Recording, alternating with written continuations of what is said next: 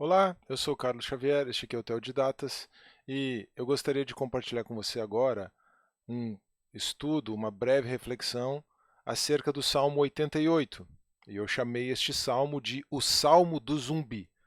Calma, não se assuste, não se escandalize, já já vai ficar claro o porquê disso. Inclusive até alterei um pouquinho a miniatura. Gerei por inteligência artificial uma imagem de um Davi zumbi. Mas, como eu falei, você vai entender o porquê disso rapidamente, tá bom? Não se preocupe. Vamos passar logo à leitura do Salmo, para que isso fique bem claro, mas antes disso, você pode acompanhar junto comigo um esboço deste Salmo, tanto o texto quanto o esboço, e eventualmente até mesmo uma pequena meditação, quando tem espaço. Eu faço isso, deixo tudo na descrição do vídeo no YouTube e também na descrição do episódio de podcast. Lembrando que o Teodidatas também tem um podcast, você pode acompanhar o podcast do Teodidatas clicando no link que também está na descrição do vídeo no YouTube. Mas qual seria um esboço do Salmo 88? 1. O primeiro clamor, versos 1 e 2. 2. O sentimento de morte do salmista, versos 3 a 5. Aqui você vai entendendo um pouquinho o porquê do título. 3. O salmista reconhece a disciplina de Deus, versos 6 à primeira parte do verso 9. 4. O segundo clamor. Os mortos não podem louvar a Deus, segunda parte do verso 9 até o verso 12. 5. O terceiro clamor, versos 13 e 14. 6. Descrição final da situação do salmista. A solidão é comparada à morte, versos 15 a 18. O verso-chave, para ilustrar essa ideia de que é um salmo zumbi, então, é o seguinte, verso 5. Fui deixado entre os mortos, sou como os cadáveres que jazem no túmulo, dos quais já não te lembras, pois foram tirados da tua mão. Vamos então considerar aqui o texto do Salmo 88. E o título que você encontra na sua Bíblia é Cântico, Salmo dos Coraitas, para o mestre de música conforme Mahalath Leanoth, ou o sofrimento do aflito, possivelmente a melodia. Masquil do Ezraíta Emã. Ó Senhor, Deus da minha salvação, a ti clamo dia e noite. Que a minha oração chegue diante de ti. Inclina os teus ouvidos ao meu clamor. Tenho sofrido tanto que a minha vida está à beira da sepultura. Sou contado entre os que descem a cova. Sou como um homem que já não tem forças. Fui deixado entre os mortos. Sou como os cadáveres que jazem no túmulo, dos quais já não te lembras, pois foram tirados da tua mão. Puseste-me na cova mais profunda, na escuridão das profundezas. A tua ira pesa sobre mim. Com todas as tuas ondas me afligiste. Afastaste de mim os meus melhores amigos e me tornaste detestável para eles.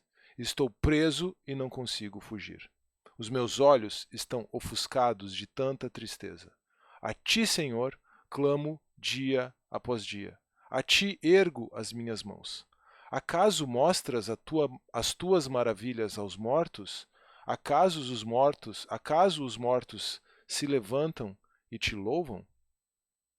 Será que o teu amor leal é anunciado no túmulo e tua fidelidade na destruição?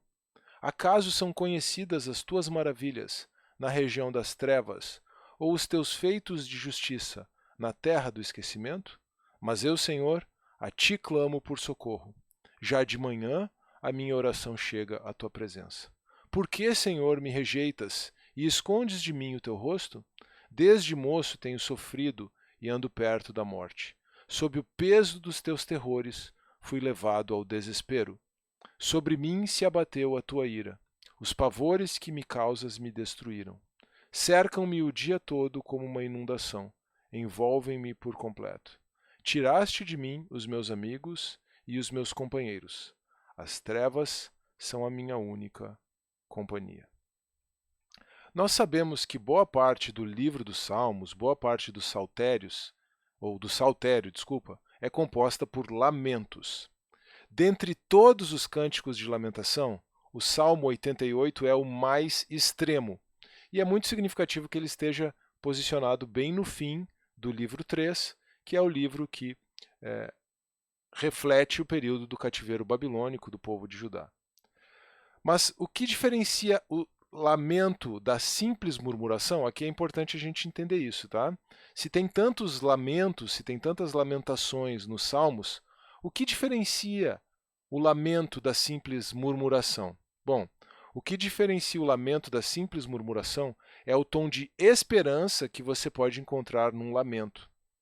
Assim, ainda que uma situação de profunda tristeza, até mesmo de desespero, leve à composição de uma lamentação, de um salmo de lamento, de um salmo de protesto, o elemento de esperança está sempre presente. Agora, o Salmo 88 é tão extremo porque nele o elemento da esperança é quase imperceptível. Você pode notar um pouquinho de esperança no verso 1, em que Deus é identificado como Salvador ou Libertador, e no verso 13, em que o salmista reconhece que já de manhã a sua oração chega a Deus. No mais, nós notamos uma extensa descrição da situação de desespero do salmista, entrelaçado em 3 movimentos de clamor facilmente identificados. Por isso que eu, inclusive, fiz questão de identificá-los bem expressamente no roteiro, no esboço, do estudo. O fato de haver esses 3 clamores no Salmo também poderia ser considerado uma afirmação implícita de esperança e confiança no Senhor. Por que o salmista clamaria se ele não tivesse esperança? Agora, a situação desesperadora é comparada com a própria morte. O salmista sente como se estivesse morto e por isso clama. Note que há uma teologia da ressurreição ainda em elaboração aqui. Mas, antes disso atestar contra a teologia do salmista, quer dizer, o fato de haver uma teologia da ressurreição apenas em elaboração, então esse salmista, o Etã aqui não sabia, não conhecia a ressurreição, isso não atesta contra ele. Na verdade, isso enriquece literariamente a sua composição. Essa teologia da ressurreição em elaboração enriquece literariamente a composição. A ideia básica, então, dessa teologia incipiente, dessa teologia da ressurreição praticamente inexistente no Salmo 88, a ideia básica é de que após a morte não haveria mais qualquer contato com Deus. Deus não agiria no Sheol, na sepultura, no lugar dos mortos, e os mortos não louvam a Deus. Primeiramente, é o próprio sentimento de absurdo introduzido por essa ideia que demonstra tratar-se, de uma teologia em elaboração. Então, é o próprio sentimento de absurdo dessa ideia que demonstra que existe uma teologia da ressurreição em elaboração aqui. Por isso é que o pensamento judaico passou a incorporar paulatinamente a ideia de ressurreição. Isso você pode ver claramente no capítulo 12 do livro de Daniel. Mais do que isso, a ressurreição de Jesus se torna a garantia de ressurreição para a vida eterna de todos aqueles que são filhos de Deus em Cristo. Mas ainda que esse conceito teológico estivesse em elaboração, o estágio pouco desenvolvido, talvez até inexistente, no qual o salmista se encontra, serve, como já mencionado, para enriquecer literariamente a composição do Salmo 88. O poeta se sente abandonado por Deus, numa condição em que Deus não age e num lugar em que ele não está. Se a presença divina não se encontra na sepultura, então a condição em que o salmista se encontra é facilmente comparada à morte. Embora ele esteja vivo, ele se sente como morto. Nos dias de hoje, ele seria comparado a um zumbi, um morto-vivo, por isso o título dado a este estudo. Talvez seja exatamente por isso que a esperança é quase imperceptível e que de fato nenhum elemento de louvor seja encontrado no Salmo 88. Sentindo-se um morto-vivo, um zumbi, de acordo com as pressuposições teológicas do salmista, como os mortos não podem louvar a Deus, o poeta não se vê no direito de louvar, ainda que talvez o seu coração ansiasse por fazê-lo. Ele se sente um morto-vivo, os mortos não podem louvar a Deus, então ele que mantém essa teologia da ressurreição em elaboração, incipiente ou talvez ainda praticamente inexistente, ele não se sente no direito de louvar a Deus. Além de sentir-se abandonado por Deus, o salmista está claramente sozinho. Todos os seus companheiros e amigos o deixaram. É possível, inclusive, que essa solidão extrema tenha levado o salmista ao sentimento de morte que dá o tom ao salmo. Talvez a morte seja realmente esse sentimento de... A morte que ele expressa aqui poeticamente esteja ligada a esse sentimento de solidão, que não é apenas uma solidão no sentido de sentir-se abandonado por Deus, mas também de sentir-se abandonado por todos os seus amigos e companheiros. Contudo, ainda assim, o salmista reconhece a grandeza e a soberania de Deus. Embora abandonado, embora sentindo que o próprio Deus o abandonou, embora isso seja impossível, embora desesperado, sentindo-se um morto-vivo, o salmista reconhece a grandeza e a soberania de Deus. Do contrário, por que ele clamaria? Por que oraria a Deus das profundezas da sua cova? Aliás, ele reconhece que é por disciplina divina que se encontra nesta situação. Não há maiores dados, nós não temos maiores dados para compreender a condição do salmista, mas parece que nós já temos elementos suficientes para nos identificarmos com ele. Você já se sentiu tão angustiado como se estivesse à beira da morte? Eu já. Você já se sentiu tão sozinho a ponto de parecer que foi abandonado numa sepultura? Eu também já. Você é capaz de reconhecer a soberania, a bondade e a disciplina de Deus mesmo em situações como essas? Pela graça de Deus, hoje eu consigo reconhecer.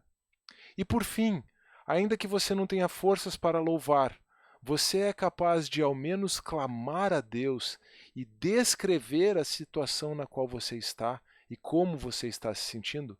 Muitas vezes eu só fui capaz realmente de fazer isso. Esse certamente será o primeiro passo para que o seu clamor se transforme em esperança e a sua angústia em louvor. E ainda que você se sinta como morto, jamais esqueça de que Cristo Jesus, o Deus Salvador, venceu a morte e nele somos mais do que vencedores, mesmo diante das circunstâncias mais adversas da vida.